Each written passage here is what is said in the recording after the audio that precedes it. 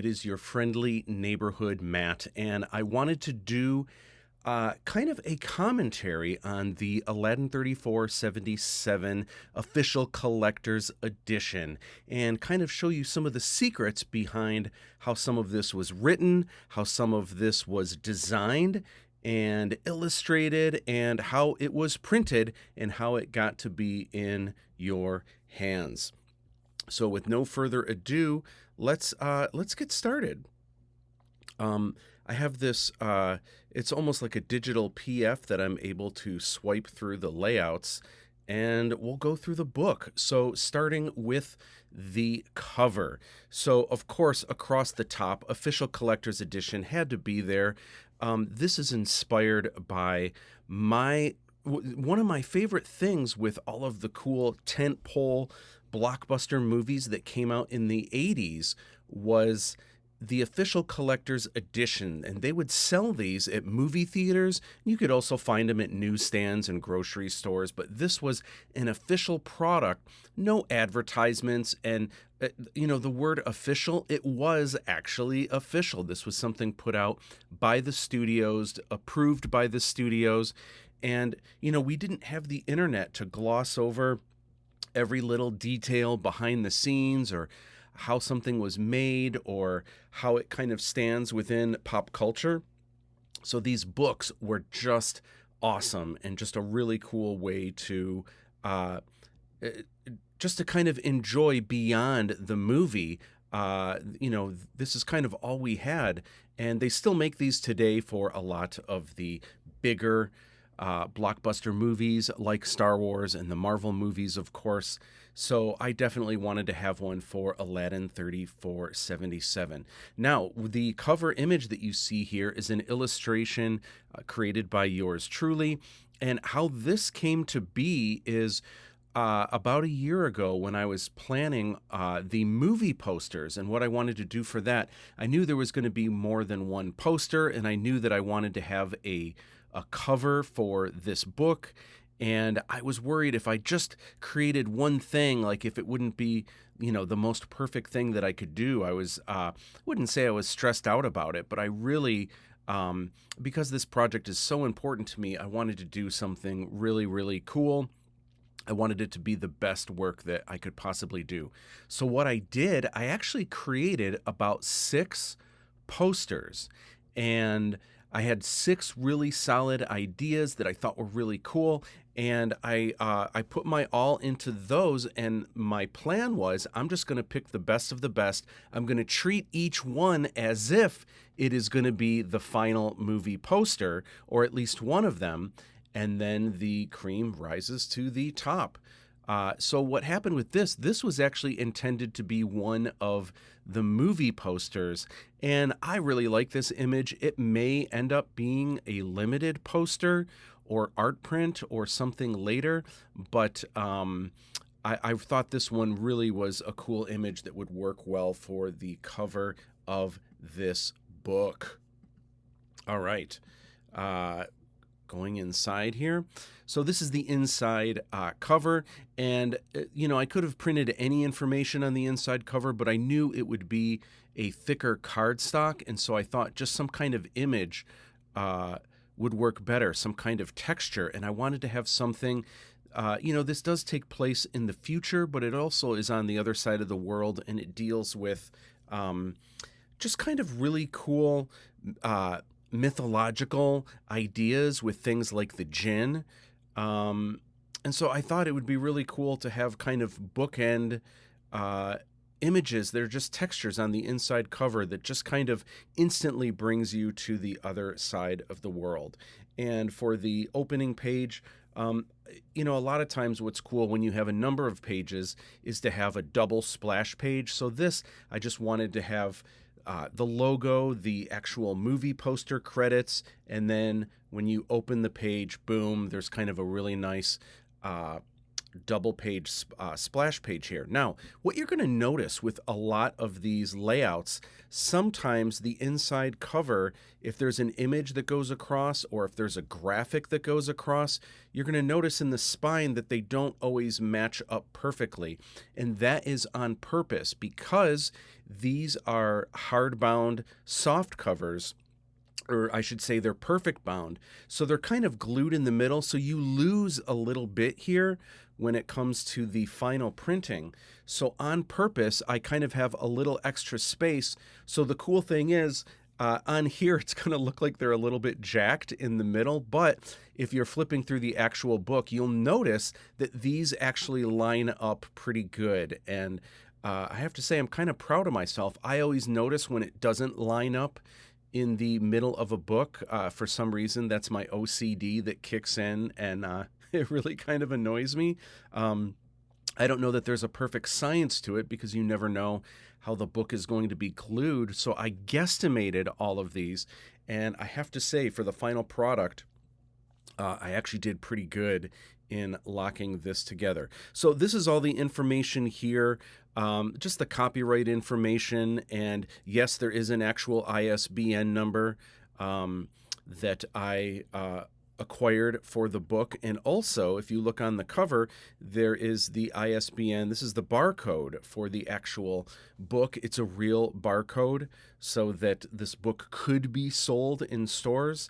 I have to make a note to self. I want to get this book on Amazon. So that's one of the next things that I need to jump on to make that available. Because I know some of you guys have Prime and then it's free shipping. So that would be really cool to make that happen. So this is a really cool image. I believe this image was taken by Rick Veers from the Lochan Shyamalan set. This is a Paul Michael Caine photograph. Again, this isn't lining up in the middle, but when you have the physical copy in your hand, this lines up pretty good. And this is from our Kong Chiam set at night. And I wanted to have a table of contents, of course. And you can see here the way this is split up. There's actually 4 major sections to the book. And the first is characters. The next is that global adventure. This is kind of the story, and it shows a lot of the locations. Of course, I didn't want to have any spoilers. I didn't want to, because I knew a lot of you were going to have this before seeing the movie. So I wanted to kind of put this together in a way where it can kind of get the hype built, but it doesn't actually ruin the movie. Yet I wanted to make this cool enough so that if you have seen the movie first, this is just really cool extra content that you would love just the same.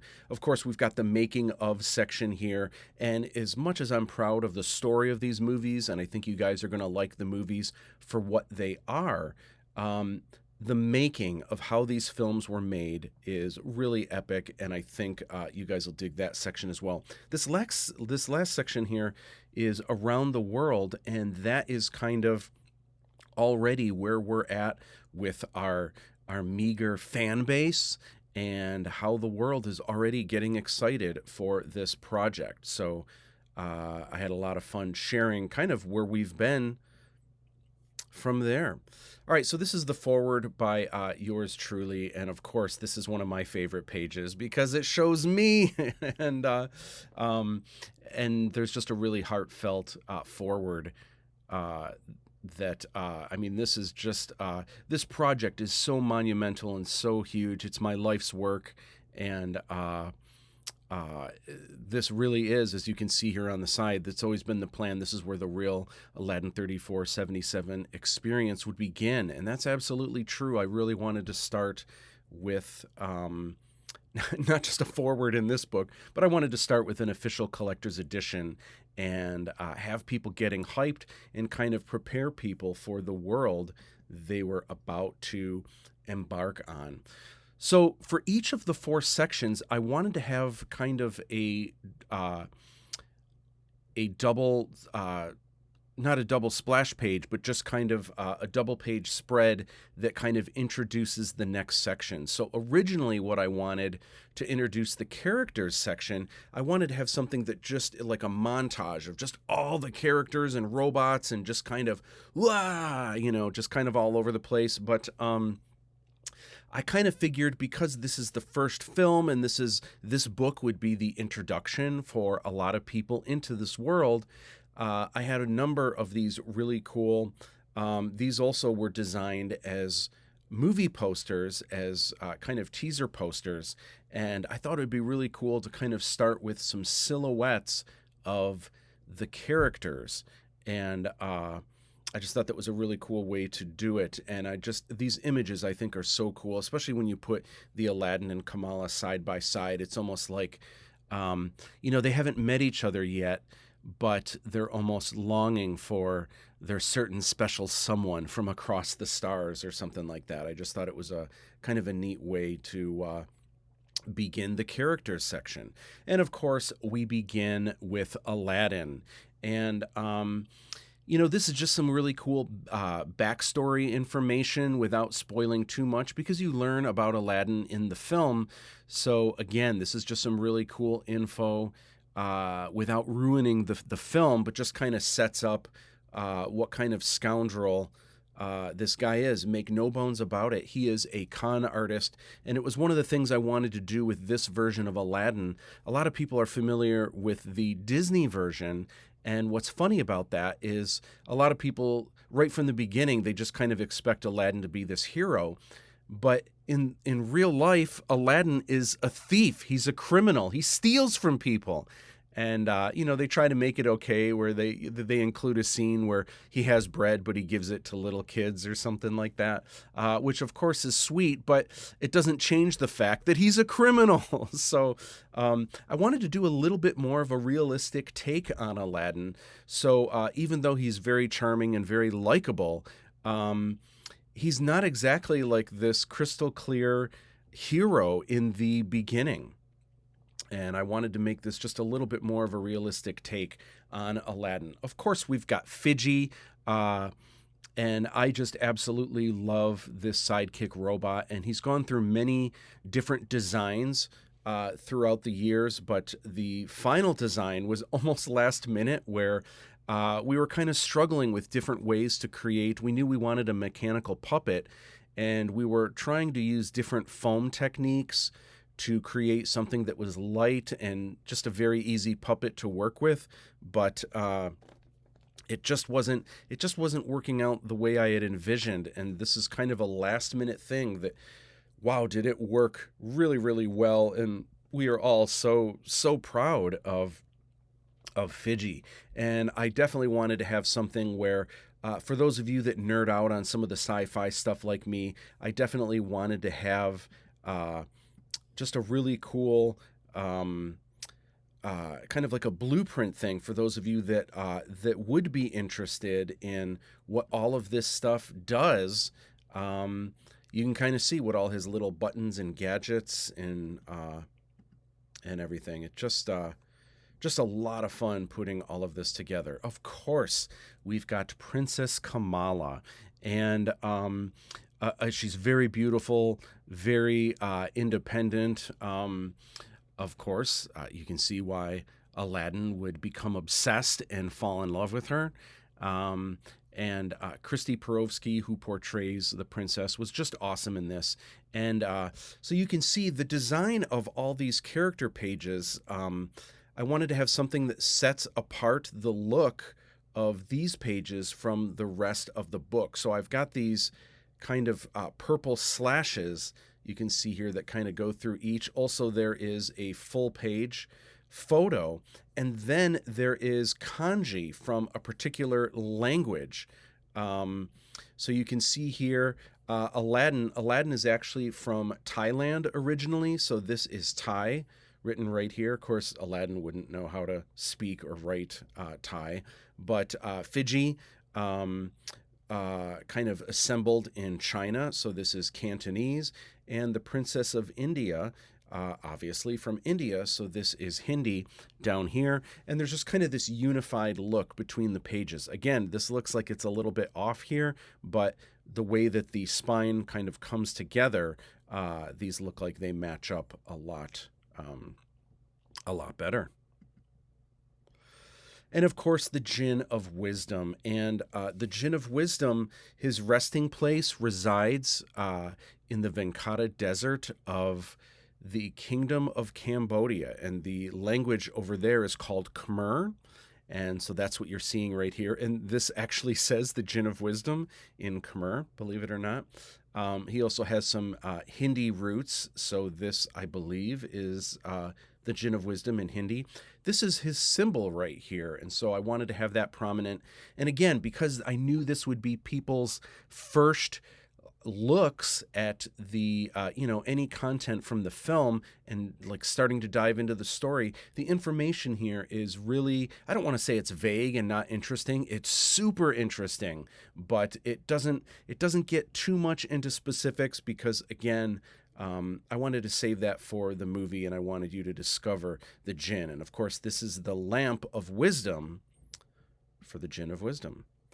All right, Lochan is the nano dragon, Lochan Shyamalan, and this character was portrayed by Brian Dalling.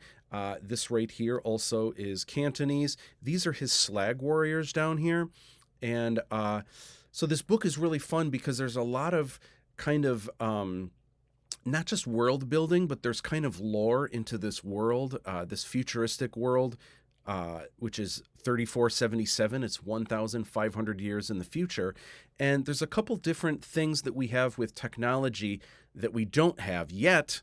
And of course, this is all fiction. This is all just kind of out of my head. But one of the important things you're going to learn about in this trilogy is the nanonet, which is kind of a futuristic version of the internet, but it's one that your brain can kind of tap into should you choose to go what's called under the net to get into the nanonet. And it's extremely intoxicating, but it's also very dangerous.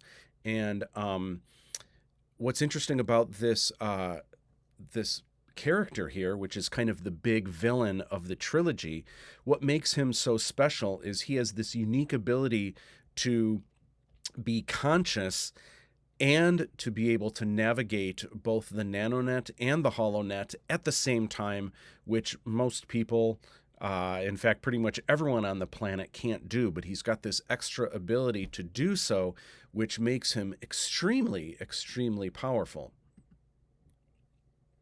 And there is one more main character that is in this first film. There's so many awesome characters you're going to meet throughout this trilogy, but the other big character of the first film is Umi. And again, Umi, I'm keeping shrouded in mystery at this point. You are going to love this character so much. This character is so cool. But again, kind of like the Jinn of Wisdom, I thought it was much more interesting to keep this character shrouded in mystery so that when you're watching the film, you get to discover something new and something fresh, because I feel like a lot of, the idea behind an Aladdin set in the future, you already know, all right, so it's Aladdin, he's got a sidekick, he falls in love with a princess, there's a sultan. Yeah, we've got all that, and obviously there's a jinn that's kind of like a genie, and a wish, and a lamp. So there's so much that people already know and are expecting. So some of the things that people don't know yet, I've purposely been keeping kind of under the radar a little bit so that you guys have more to discover and enjoy upon seeing the film for the first time. So she has this cool tiara that has these tri-blade, they're called Ubi Shinto blades that she wears on her head. All right, so we've got the next section of the book, and this is called Global Adventure. So this is the section that is going to kind of share little bits about the story, but kind of show you a lot of the locations and the settings and just kind of getting you prepped for this world that you are about to visit upon seeing the first film. So again, I just wanted to have this cool kind of montage smorgasbord of some of the cool content that you are about to see. All right. So, with each section of the book, I wanted to kind of have its own feel. So this was kind of interesting because I also wanted the design to be different for each of the locations. So Cambodia is a little bit more old school because in this version of Cambodia, kind of like it is today, they still really celebrate the ancients and they take mythology very seriously, or religion very seriously. And so you can kind of see there's almost like this Sanskrit border. I don't have this border on every page, but I thought for a double page spread that kind of covers the Kingdom of Cambodia, in particular Angkor Wat, I thought it was kind of cool to kind of set the vibe that way. Another thing that you'll notice is in the characters section, the main colors that we have is kind of this purple color. So I wanted to have a different color that's kind of Aladdin-ish throughout the book. And so the main color of this section is orange, kind of the way that it is set up here.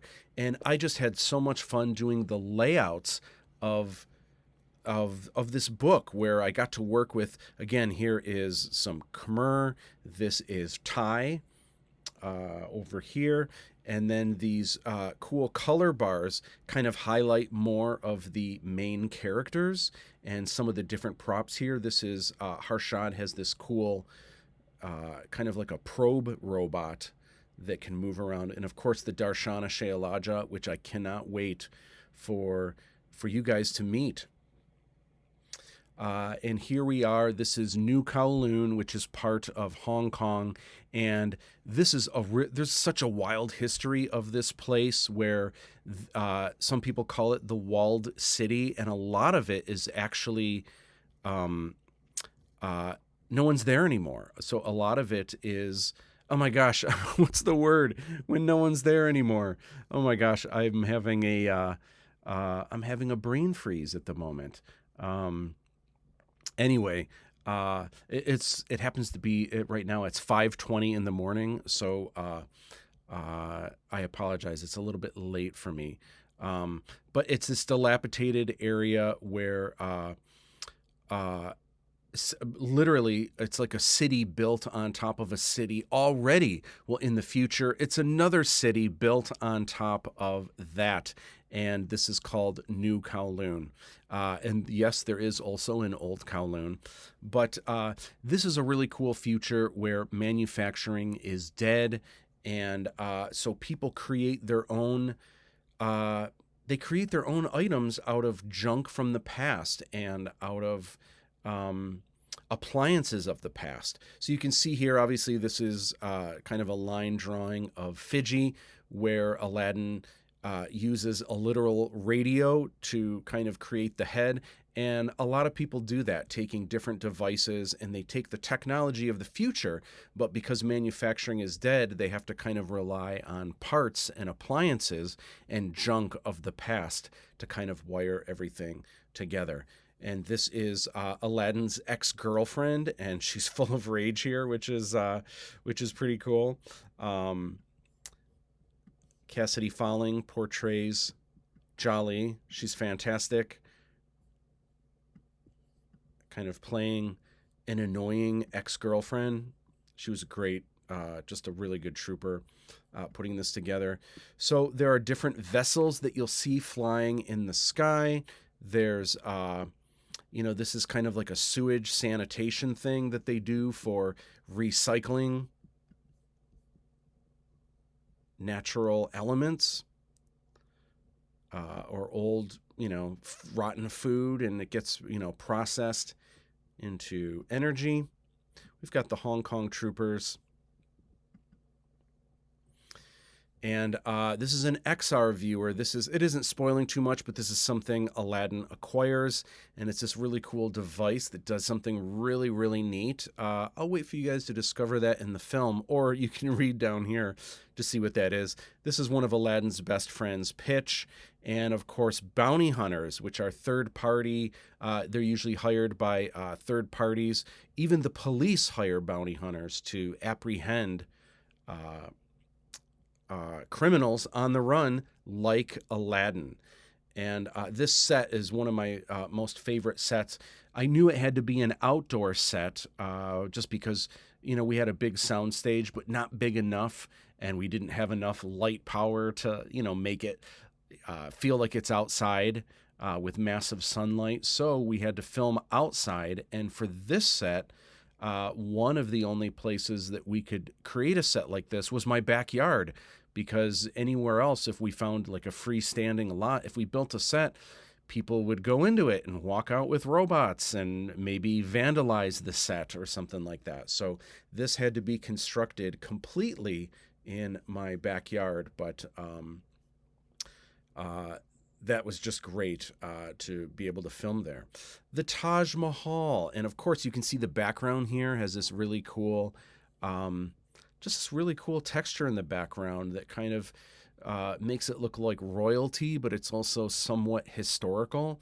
The Taj Mahal is one of the seven wonders of the world. And of course, in my version of the future, the Taj Mahal sits upon this giant pike. And I believe there's 21 different floors to this. It probably says in here. I don't see it at the moment, but I believe it's 21 different floors. And it's this really cool floating vessel. Literally, it can float from city to city in 10 cities in 10 cities. So we've got the Sultan here, who is usually flanked by these two mistresses. And you don't learn, they're kind of mysterious. You don't learn a whole lot about them. You see them quite a bit in the first film, but we're going to learn more about these mistresses as the films go on. Of course, Jerry Hayes, who plays the Sultan, he is fantastic. And I just can't wait for you guys to visit this world. This world is so, so cool. And one of the things that I'm really proud of that I wanted to do for this, this whole section is called Global Adventure.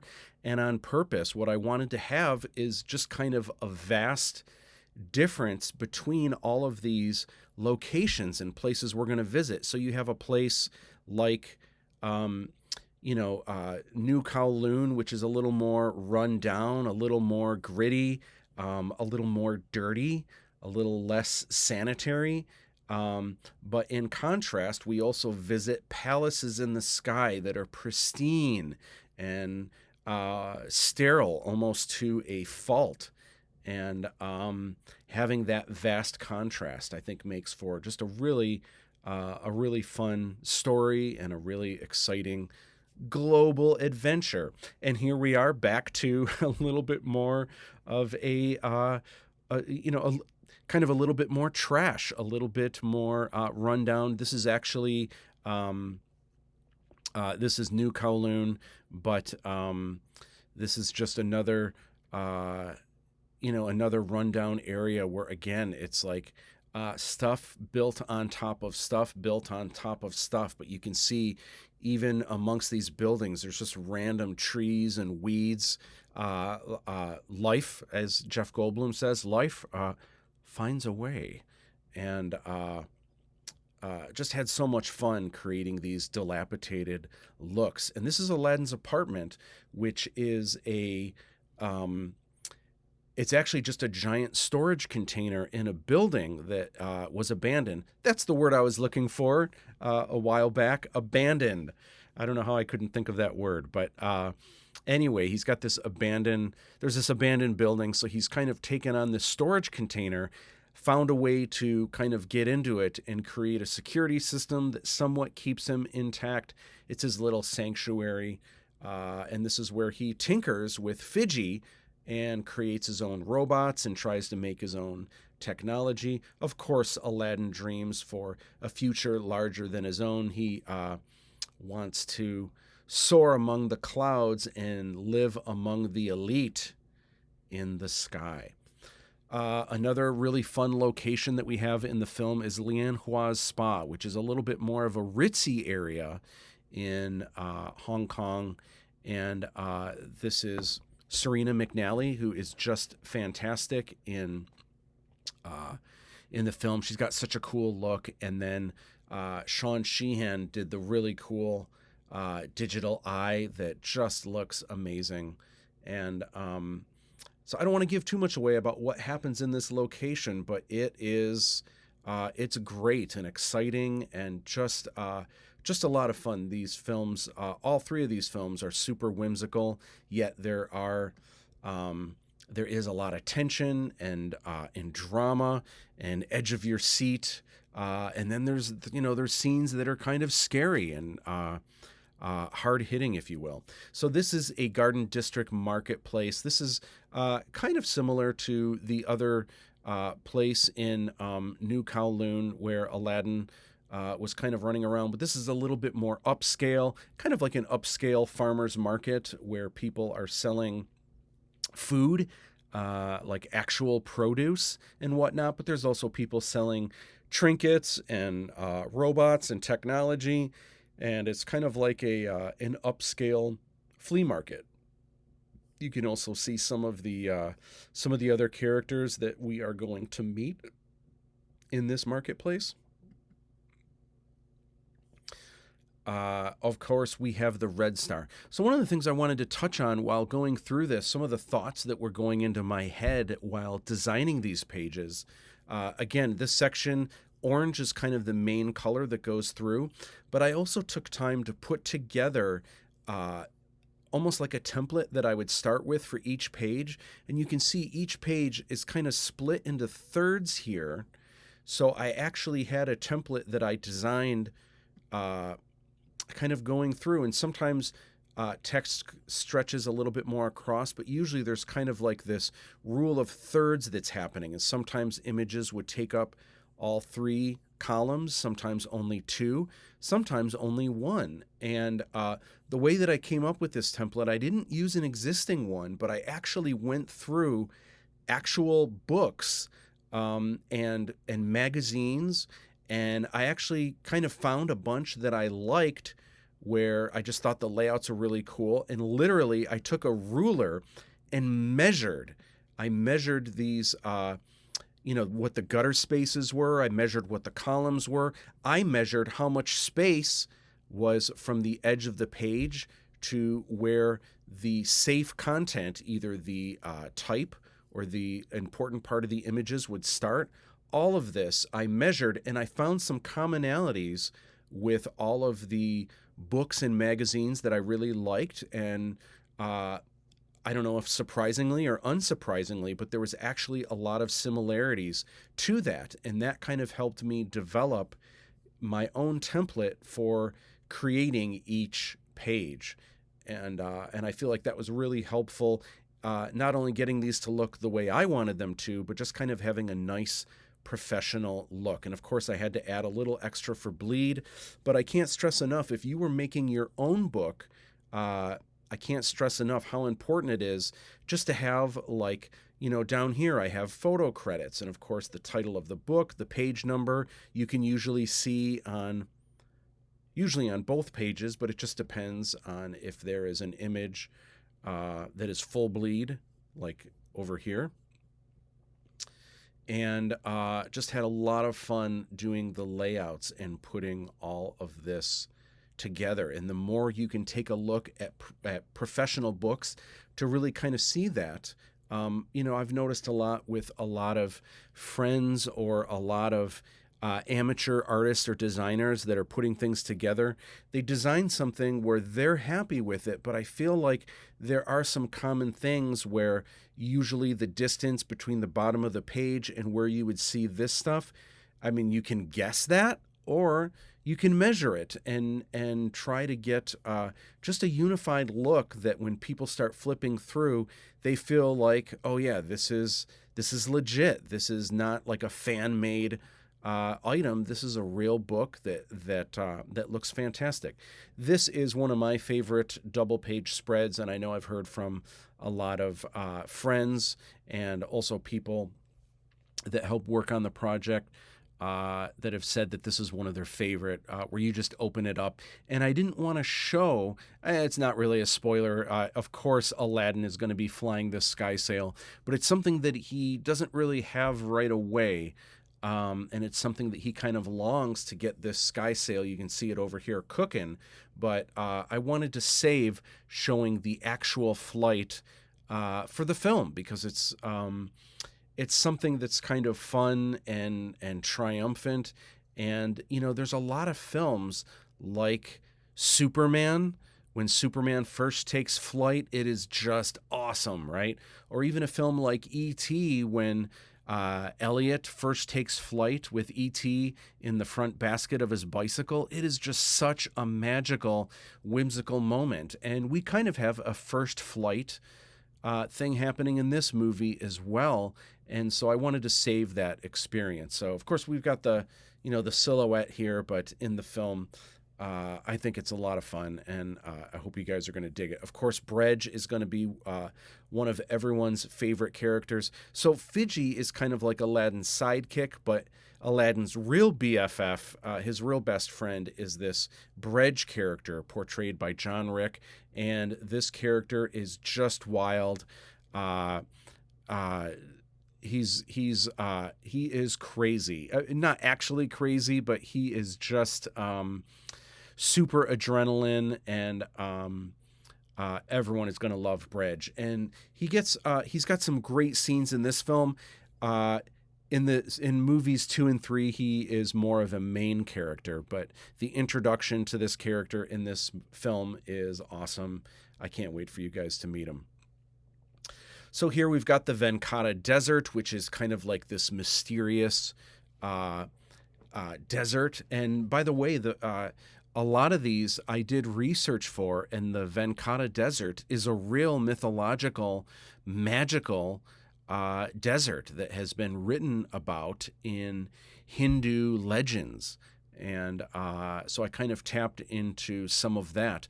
And, there's a lot of things, too, where, we call genies the term genie here in the States, but around the rest of the world, genies are taken a little more seriously, and no one calls them genie. They're called jinns. And so I definitely wanted to tap into something a little bit more legit for this version of Aladdin. And of course, we've got the Dipali chamber. This is where the 7 lamps reside. And I didn't want to, I didn't want to show too much, but I thought it would be cool to at least give a glimpse of kind of how that's going to work. And man, I just can't wait for you guys to see these films. Very exciting. I should talk a little bit about printing. And for the most part, I am very happy with how these books were printed. There was only 2 things that didn't come out exactly the way that I wanted them to. And normally reds are the thing that I'm usually nervous about. And depending on the printer, reds are just a really nice candy apple red. Sometimes does not print as well, or sometimes it overprints red and it just kind of stands out funny. It gets a little too saturated. The reds were fine in this book, but there was 2 things.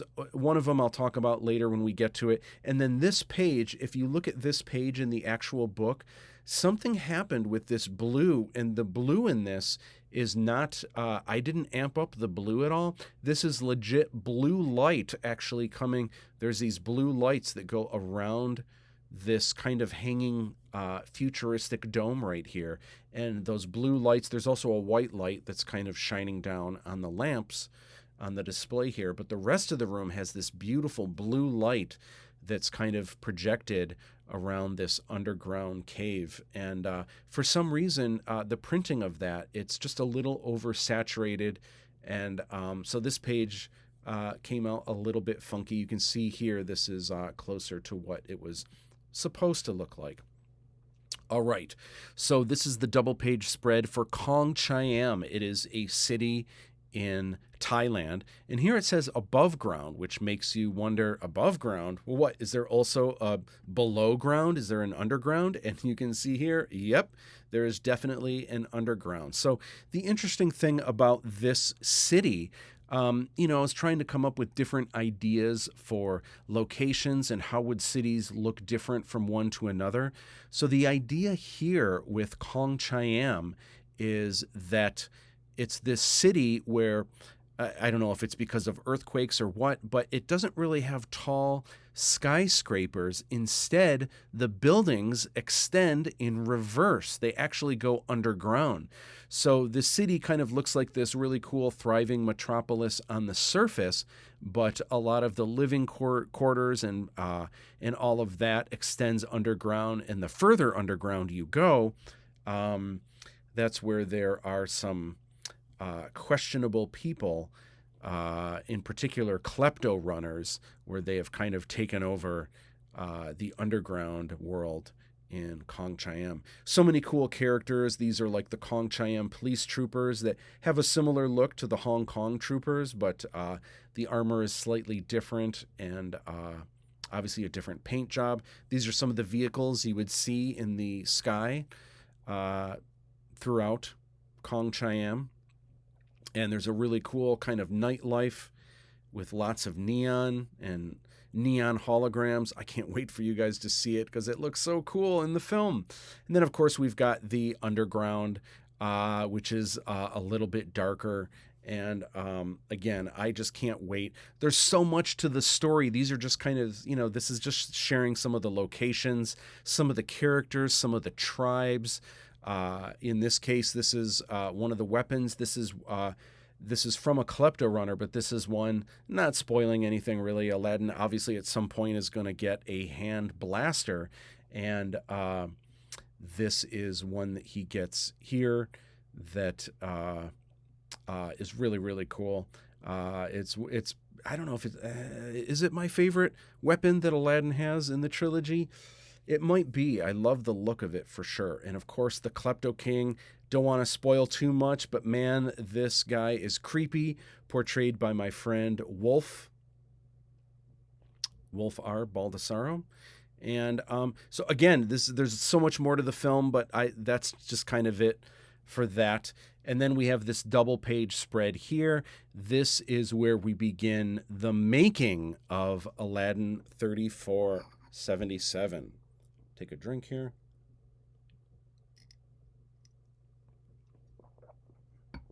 So this is the story behind the story. And I had so much fun putting this section together and going through photos, obviously photos that I had, photos that I had professional photographers come and take images of, but also I had cast and crew share a lot of the images that they had in their phone. So I had so many images kind of that I collected for this, things that happened years before that I never really saw. So seeing a lot of these images through cast and crew's eyes, of course, we became like this really cool family. Filming all three of these films took 5 years, almost to the day. And it was just such an epic adventure. Even just filming all of this was wild. All right, so we have the concept art here, and this is just a taste of some of the images that I put together trying to show what this world would look like. And I had so many different techniques where sometimes I would do drawings of characters, like showing what their costume would look like. Of course, production paintings where just kind of showing the world, which is this specific, I call it a landscape technique, but it's an opaque painting technique. This is kind of the mixed media painting that most people are familiar with that I do. That's kind of more of the movie poster style. And then for some of the characters, again, using kind of a monotone technique with black and white color pencils. I love art, and I love designing things and coming up with ideas. And depending on what it is, I will use a different technique for each thing that I do. And I did do even some digital for some of the concept art. So I only wanted to have 2 pages on this because there is a forthcoming art book that is a really nice hardcover that really gets into how I kind of designed this world and got into it. Okay, so location scouting. This was something that was done early on, and I kind of had a lot of the story. I didn't have a lot of the script officially written, but one of the things I needed to do first was I needed to visit a lot of the places where this would be taking place. So what was interesting about this is, I knew just from photos where these locations would be, but I didn't know, for example, where was Aladdin going to be from? And the princess, is it the princess of Cambodia? Is it the princess of Hong Kong?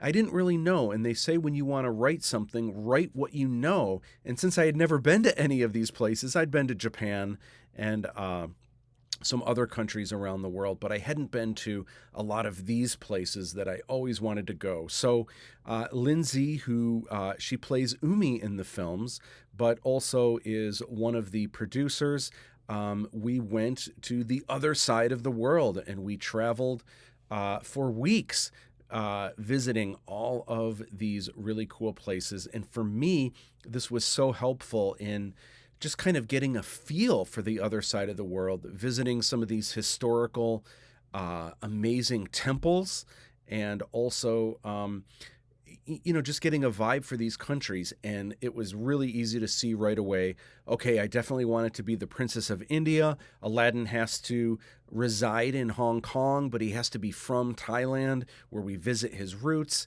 And this just answered a lot of questions that I had being able to be in the space physically, writing the script. So it says it right here in this quote right here: story is the most important thing. You can have all the cool visuals and effects, but if you don't have a captivating plot, it is all for nothing.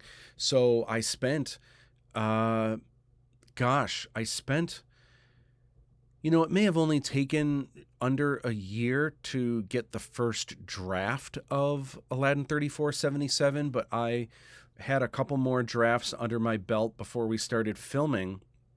And then even after we were filming, there were changes that needed to be made. There were, in some cases, there were scenes that were omitted.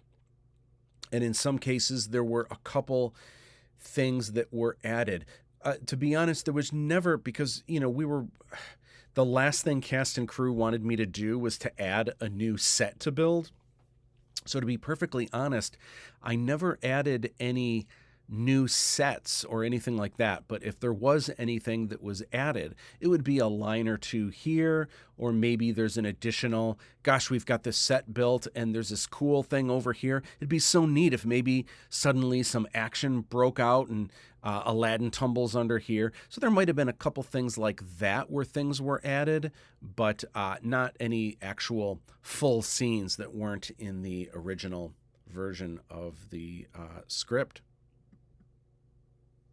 By the way, I should point out, this is one of the early screenplay read-throughs.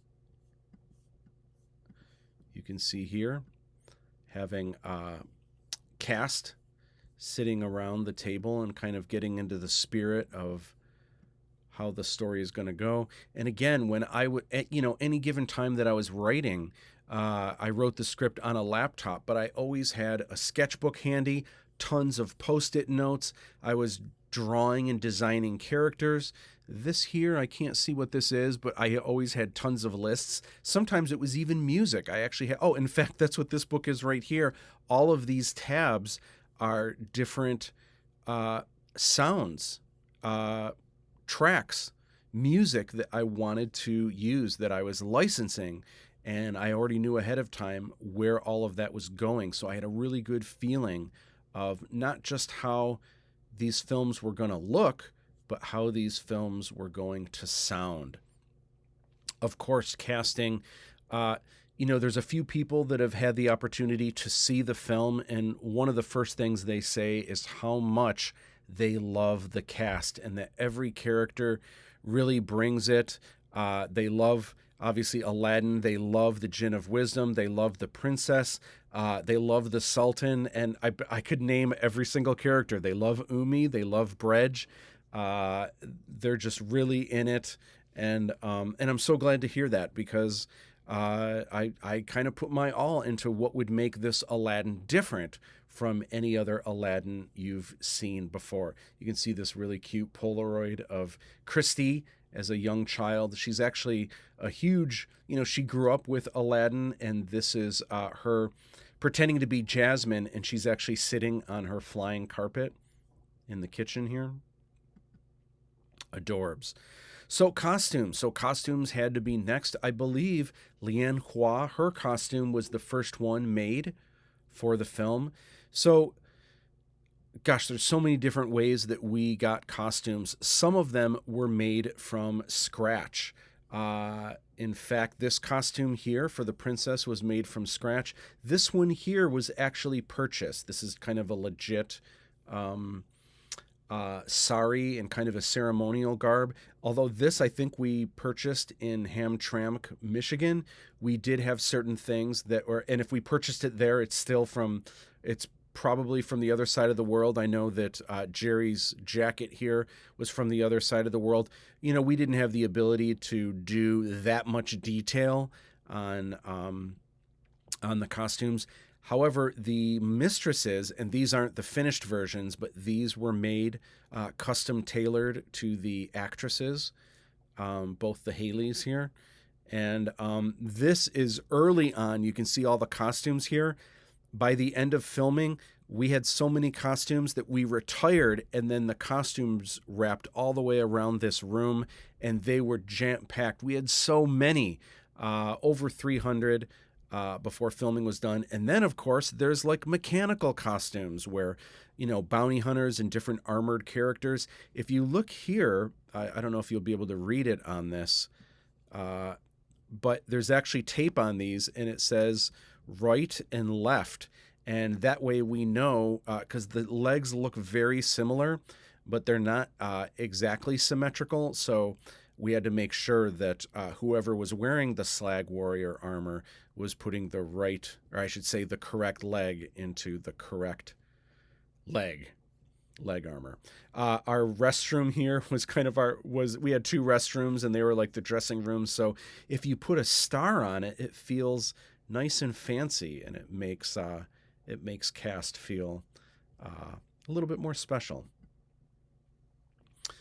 We've got storyboards. So again, I wanted to have a double page spread here on the storyboards just because they are so important to, especially to the way I wanted to make these films, so important to the process. Here you can see this stack is just from the very first action scene, and I think there's about 100 it's over 100 pages just for the opening action scene.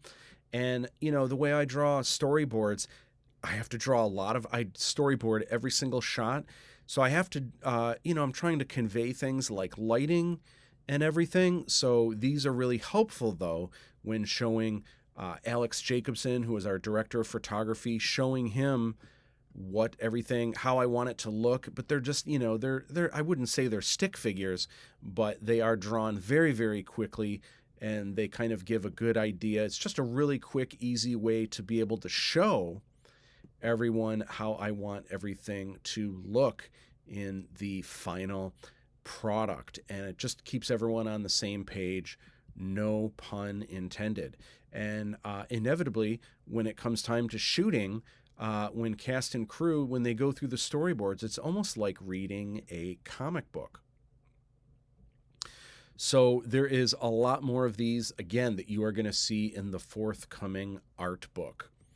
Filming on location. So this is kind of split up into different ways that we film. Sometimes we're filming on location. Sometimes we're filming on an indoor set. Sometimes we're filming on an outdoor set. And there are challenges and triumphs to both. And so this book kind of outlines a lot of those things and what makes each kind of filming challenging, but also makes each kind of filming unique and lots of fun.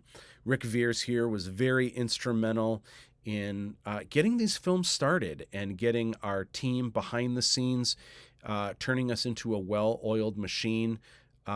Could not have done this the way that we did it, with the professionalism the way that we did it, without Rick.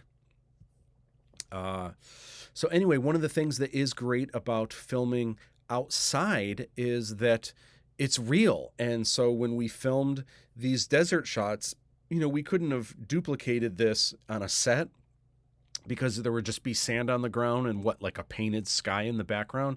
That would have looked really cheesy. So having, filmed in a place where there's real sand dunes with real sky, real clouds in the air, really real wind blowing through the hair, it just adds a sense of realism to the production value. Then, of course, filming on a set. And one of the things that you have filming on a set that is super helpful is you have control. If you can make things hopefully cooler with AC or warmer with heating, you can control things like wind. You can control things like smoke a little bit easier if it's in a controlled environment. Of course, a lot of times we couldn't film with AC or with heating because that would ruin the sound. And so sometimes in the summer it was really, really hot on set. Sometimes in the winter it was really, really cold. So this right here, this is Kaleidoscope Koi. This is the sound stage that I had to lease for 6 years. This was easily the most expensive thing that we did filming Aladdin 3477, is having that space. This is the Hong Kong pub. This is my dad and Lindsay's dad, Clayton Celesto. They were kind of the two production managers that helped me the most building sets. And when I say helped me the most, they were doing a lot of the building.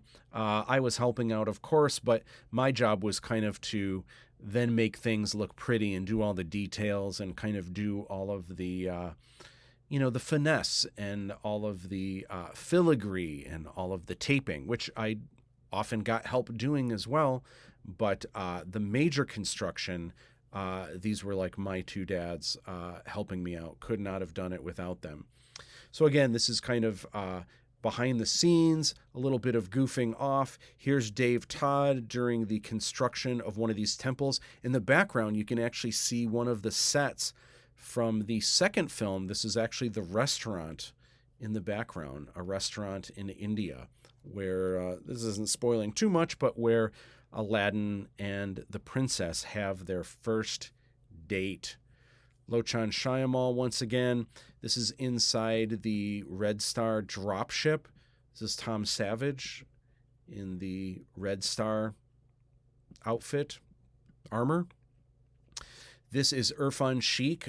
Here I am directing him. You can see he's looking way down into the this chamber, this underground cavern that he has to descend.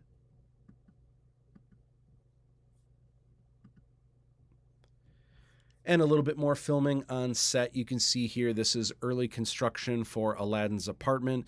This is my dad helping to paint. This is filming part of the underground caves. James Polony on the boom here. And this is a number of cast and crew hanging out, helping one of the days we were filming in Aladdin's apartment. And making these films was not easy, but we also had a lot of fun too. And this is the princess, I believe, during one of her photo shoots, if I'm not mistaken. And I believe this photo was actually taken by Eric Steele, who plays Aladdin, but he was helping us take photos that day. He's very talented, very skilled, not only in front of the camera, but behind the camera. So now you have kind of a combination of both filming on location and filming on an indoor set, filming on an outdoor set. There's also things that are really cool about filming on an outdoor set, and there's also huge challenges with doing that. Taking a closer look here at some of these. Here, this is a giant steam shovel that Clayton Celesto was using to help dig this koi pond that we have in the first film. That we've got this really exciting action scene that takes place in this pond.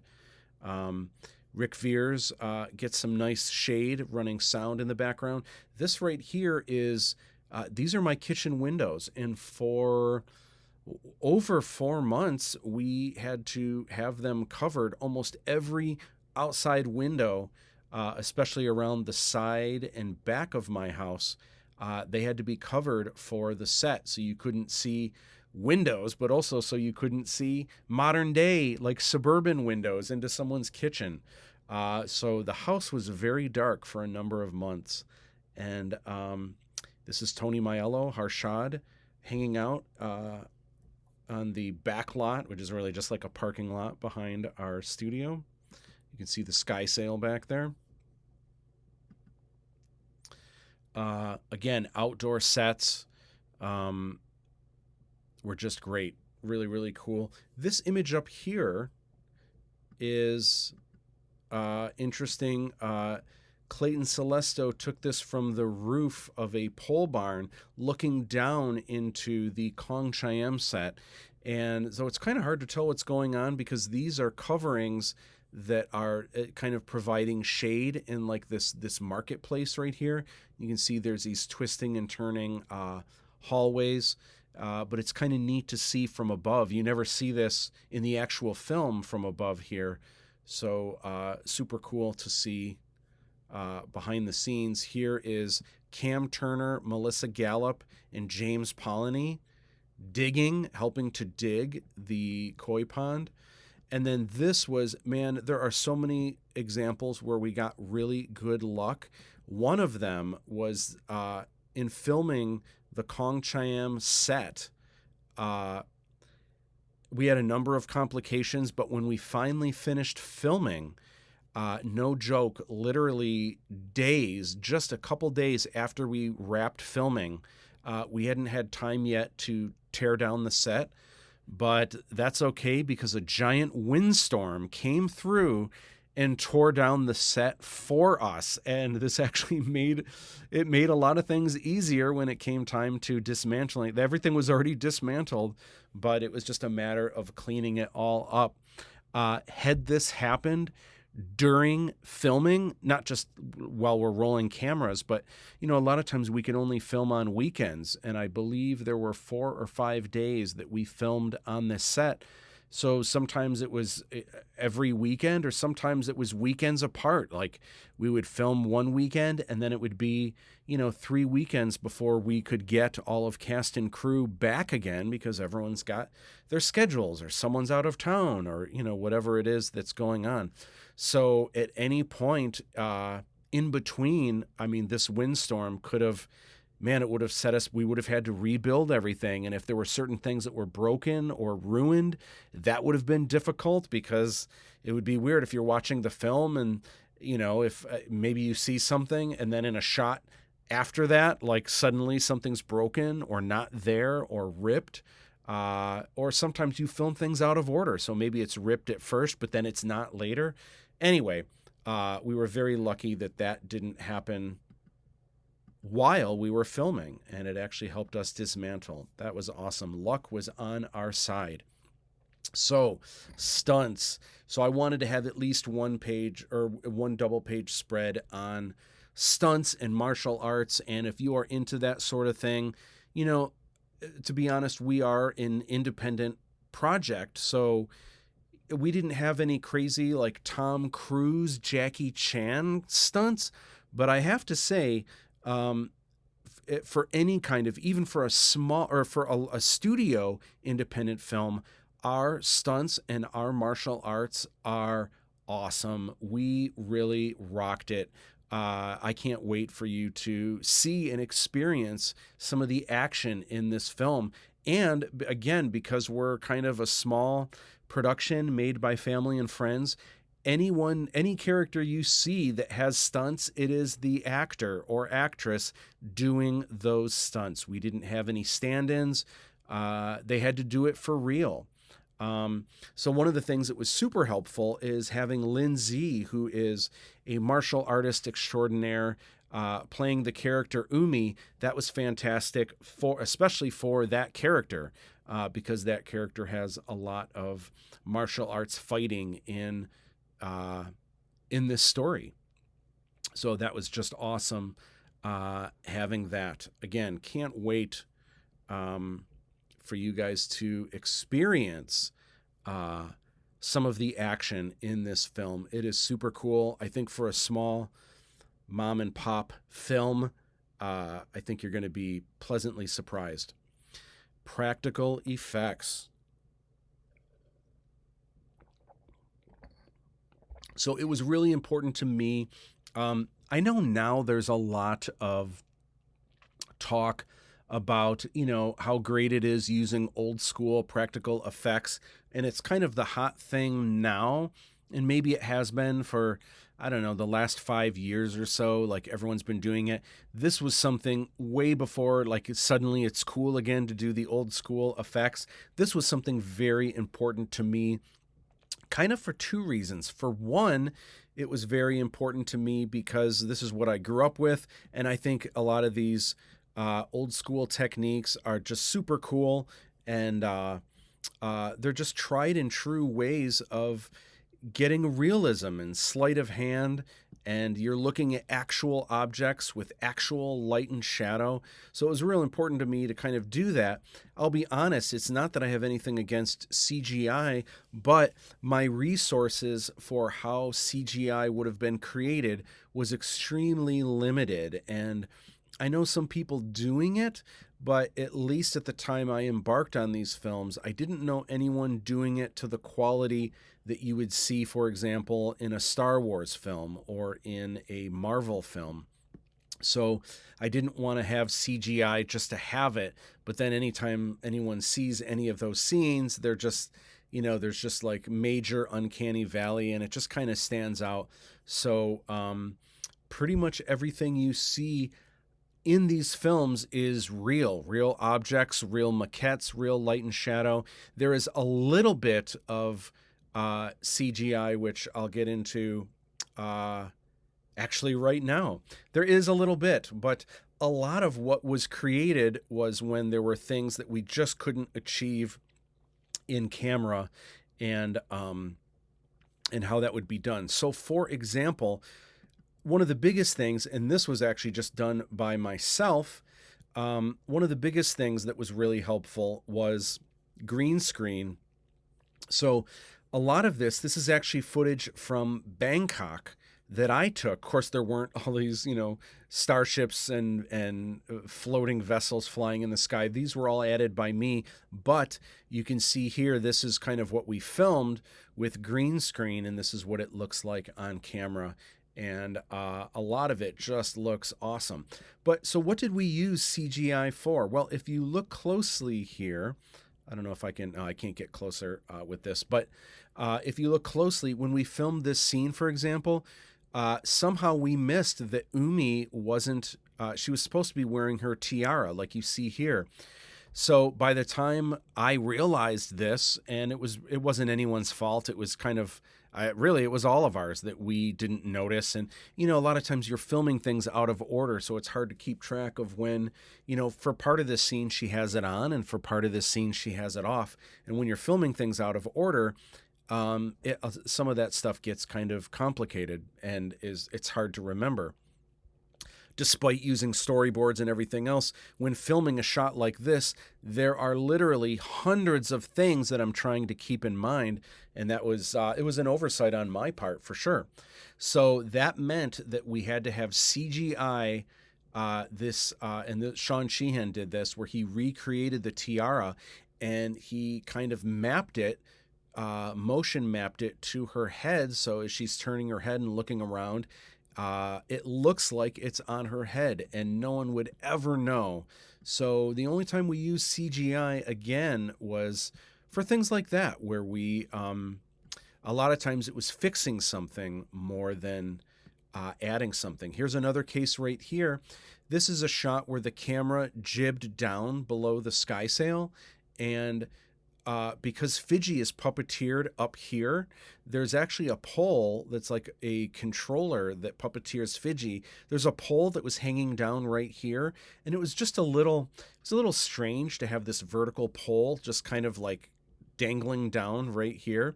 So I wanted to have that removed. Well, because now normally I could have removed that myself. If it was a static shot, but because this was a tracking shot, it's a jib shot that it doesn't tilt down, but it tracks down, and because the perspective of everything changes, this had to be erased frame by frame. And here you can see Sean Sheehan did that with just awesome finesse. It looks phenomenal. You would never know. And again, that's kind of the cool thing about special effects.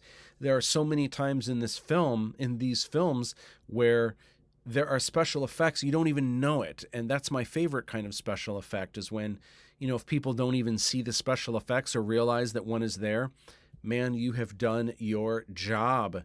And that's the whole idea of what a special effect should be. So for this, Saria McNally is kind of a cyborg character.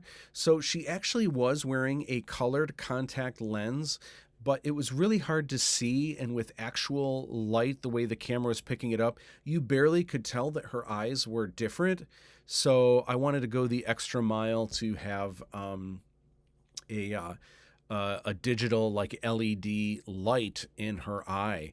And Sean Sheehan did this by kind of adding, he had reference from what other lights looked like with this camera. Because at first we were playing around with having crazy lens flares and stuff, but there are other things in the film where there are lights, real lights that were picked up on camera that didn't create a crazy lens flare. So I wanted it to be, to me, it was more important. I mean, the lens flares look cool and like the beam of light that kind of goes across like this, but if our other shots, if it wasn't adding that with real lights, I didn't want to add that in just because then it becomes a special effect, and it just gets a little bit cheesy if you go overboard with it. What was important to me was to go realistic, and I think this looks awesome. And again, this is where he actually used CGI to recreate the eye, so when the eye looks around, it actually feels like the light is kind of moving around this globe right here in the eye socket. And you've just got the nice glow and everything, and super happy with how that came out. Of course, post-production, recording things like ADR. This is a look here at my home theater. This is where we would screen with cast and crew, almost like the dailies, looking at different shots and kind of early edits. You can see down here, this is me editing with Kip, my dog. And here's ADR with Dave Todd, who recorded one of the voices of one of the characters, Cell Dweller. So I am a huge fan of Cell Dweller's music. Here we are hanging out here, and a lot of his music and production sounds are used throughout the film. And this is his mothership here. He's actually building a new one now that is going to be even bigger, even better. I cannot wait to see this when it's completed. And I am just such a huge fan of Clayton.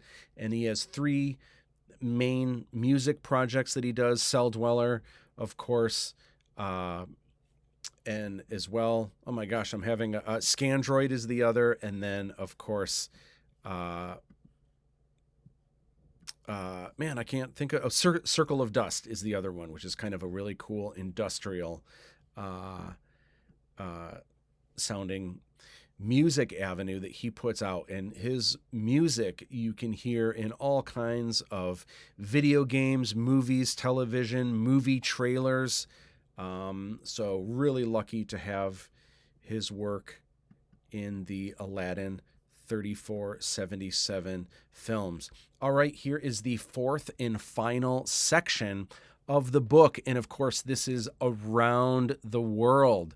And so I wanted to have a section that just kind of shows, this is kind of the meta section, which is all about Aladdin 3477 in real life. Things with cast and crew, some of the merchandise that's coming out, things with fans, and just so exciting. Here is Eric Steele promoting Aladdin on a radio show. This is the news showing off. This is early on. We were still filming, showing off Aladdin merch. This is cosplay. Megan Mueller making her Bredge cosplay. This blows my mind because the movie isn't even out yet, and we already have cosplay. Manolo Aron, Kamikaze X, wearing a Fiji shirt. This is, he is DJing at this live huge music festival in Mexico City. Here's some of the shirts. Here's the Princess minifig. This is the deluxe Lochan Shyamalan enamel pin. This is Eric Steele, who plays Aladdin. This is at one of the Lego stores at Disney Springs in Orlando. Of course, Roxy, which is the soundstage pug, wearing, Roxy has her own little hoodie with the Aladdin cast patches on it. So we did this really cool thing at Full Sail University, and we were there to support Rick Veers. You can see the Darshana here. So Rick Veers was,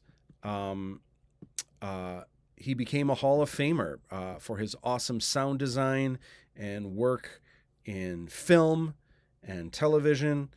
You can see here, I had a couple really cool panels that I got to be on, and one of them I had a quote from my mom: "If you want to soar like an eagle, don't hang around turkeys." Look at this. Matt Busch's mom and Full Sail University tweeted this. Awesome advice that I got from my mom. Anyway, we had an opportunity to show a sizzle reel of Aladdin 3477. So these were some of the first people to see anything from the film. And then we had the first teaser poster there where we had cast and crew signing it. What a fun event. And students were super supportive. That school is just amazing. And so grateful to be invited to share some of the project there. Really, really cool. Star Wars Celebration. So there are a number of them that we have been able to show kind of glimpses of the movie, kind of showing some behind the scenes video, having some posters to sign. And just what an awesome opportunity. You can kind of see here, there's a quote here from Lindsay saying that, you know, Star Wars fans and Disney fans are our biggest demographic. And here you can see Lindsay with Dave Filoni, of course, one of the directors from The Mandalorian, and kind of the brains and the director and producer behind the upcoming Ahsoka film. This is Brian, oh my gosh, I can't believe I'm having a brain fart here. Brian Herring. This is the puppeteer for BB-8. And of course, a lot of people are going to think there are some, that the look of BB-8 is kind of similar to Fiji. That is all just happenstance, and it's not, it's just a coincidence. Fiji was created way back when I was in college. We're talking like 2 decades ago. Now, to be fair, Fiji was inspired not only by R2-D2, but other like 80s robots. And of course, BB-8 was inspired by R2-D2 as well. So there are some kind of commonalities there. Both are round, both are white armor, and both have orange accents. I know a lot of people are going to think we copied off BB-8. We did not, but I love BB-8, and so I almost take that as a compliment, but that's actually not how things rolled out. Here we are signing posters, and fans at the Star Wars Celebration were super, super responsive and just really thought it was neat. Here's Eric, always super creative, kind of goofing off. There was this huge, I wouldn't say this is life size, but this giant AT-AT walker. So he saw that as a photo opportunity to do some quick Photoshop and play around, have some fun. This is one of the posters. This was from Star Wars Celebration in Orlando, where we were giving these out for free. Next up, the Hong Kong Business Awards. How wild is this? We got an award for Most Anticipated Film Project, and there's a longer story behind this, how this came to be, but, we did film early on some of the background plates in Hong Kong, and for some reason, uh, the Hong Kong Business Awards think that that's really cool, which is awesome. This is the actual event here. We couldn't make it. We just couldn't afford it. At the time this happened, we were still filming and we couldn't actually afford to be there. But just the same, they sent us our trophies. So we had a really fun shindig. You can kind of see down here. We had just a lot of fun having our own little event, and we had it at the Whitney Mansion at Ghost Bar upstairs. We just had a nice little event for us to celebrate this recognition, which is just awesome. All right, so next up is the Kickstarter, and a lot of you are probably familiar with this, but this kind of goes into detail, kind of how I put it together. There's just so much behind the scenes of how it was organized and what was working really well and what was kind of flying like wildfire, and what was maybe some things that I thought were going to be big, maybe a certain contest or something that maybe not as much. There was a big thing with the Peter Mayhew Foundation, which was awesome.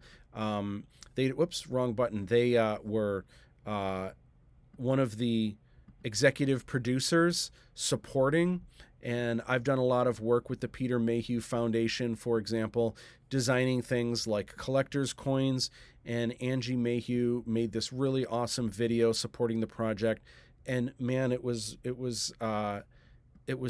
such an honor. And then sadly, Angie passed away literally like a week or two after she recorded that message for us, and so it was really, really sad, but what an honor. And of course, the late Peter Mayhew, he was always so appreciative of artists, and so just an awesome foundation that goes to help children, and there's just so many ways that they help, and that they help artists. And I was one of them that they supported, which was just fantastic. I had a 24-hour live stream that you guys may have seen, and we also, when we recorded the thank you vids, we had this kind of celebration video that we recorded here, which was a lot of fun. So I wanted to kind of document some of what was going on during that initial push.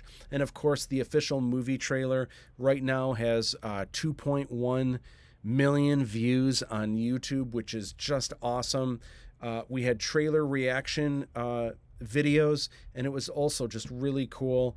The response was just amazing, and I'm just so excited. I can't wait for you guys to see the actual film fan art. So we had these really cool things with draw this in your own style, where people were drawing Aladdin, and then I had another one specifically for Fiji with a contest, and I am just so elated with the artwork that some of you have been creating. This is just, I can't tell you how awesome this is for me, because up to this point, for well over a decade, all of the visuals I have been creating myself, whether creating artwork, drawing the storyboards, composing the actual the way these shots were going to look, but also just editing and doing the visual effects. It's all been through me. So to see some of these beautiful pieces and some of the creativity from other artists is just out of this world. It's just spectacular. It's amazing. And I am just so grateful that people are interested and think it looks cool already Wow, that is awesome. I wanted to have even more pages on the merchandise, but I feel like that's something that maybe will grow as everything moves on. There is just so much that I wanted to include in this inaugural first official collector's edition. I definitely want to have one for each of the films. And gosh, there's just so many products. This is just a taste of what's coming out in the actual swag boxes. So there's more on the way, and I can't wait. There's just so much more. Here's some of the minifigs. Some of you have these two already, and there's more on the way. Cannot wait. Cannot wait. The sticker sheet, some of the shirts. This is the forthcoming art book. And these are the forthcoming, these are the forthcoming Fidgy designer toys. These are 5 of them, but there is a 6th that's a mystery one, and I can't wait for you guys to discover that one. So this is kind of the inside back cover. This is kind of a closer look at the actual movie poster, which is forthcoming, and you can see it probably a little bit clearer on the actual book. And then on the actual poster, there's just so much hidden inside the vest here. There's just so much Aladdin 3477 chocolatey goodness with some of the characters and vehicles. And there's the lamp, the sky sail. Here's the Romo. I just can't wait. Again, just a really cool texture, kind of showing this used, lived-in world from the future. And we, of course, also have the back cover of the book, which is, kind of similar to the front cover. It's got the same kind of vibe, but just a closer look at Lochan Shyamal's helmet. And you can see Lochan and the Jinn in the background. This is kind of like the forces of good and evil. This is a really neat image, kind of hinting at the overall trilogy and maybe a little bit of what to expect kind of moving forward. Thank you guys so much for hanging out with me for this commentary of the book and a little bit of what went into it, there was one more thing I was going to mention. I mentioned the printing, and there was something that came out a little bit different. So in this section here for Around the World, you kind of see this main color. It's kind of like this teal kind of color, right? In the way that I designed it, the color that I used, was this, it was actually a little bit closer to this color here, just a little bit more blue-green, a lot more saturated, and just a really cool, like a Moroccan teal. For some reason, and I don't know why, in the printing, it came out kind of more diluted like this, just a little bit more kind of pastel, but not as saturated. You know what? I'm okay with it because it's consistent. And also, it doesn't look bad. It actually looks kind of cool. I would have liked it to have been the color that I initially had, designed. But, sometimes things come out just a little bit different, and it is what it is. Okay, so lots of cool stuff coming forward, including, for those of you interested, I actually want to do an audiobook version of this. For those of you that maybe you even have this, but you don't have time to read it, but you love listening to audiobooks and podcasts. So what I want to do is read through it and have a nice kind of audiobook version for y'all. Would you be interested in that? Leave me some comments down below. Let me know what you think of this book. Do you have the actual book, or would you be interested in ordering it on Amazon? Would you be interested in an ebook version of this, kind of going through a PDF and being able to pour through the info on each page? Let me know some comments down below. Anyway, thank you so much for hanging out with me, and I can't wait. I've got so many cool videos in the pipeline. So I will chat with you guys soon. Be good to one another.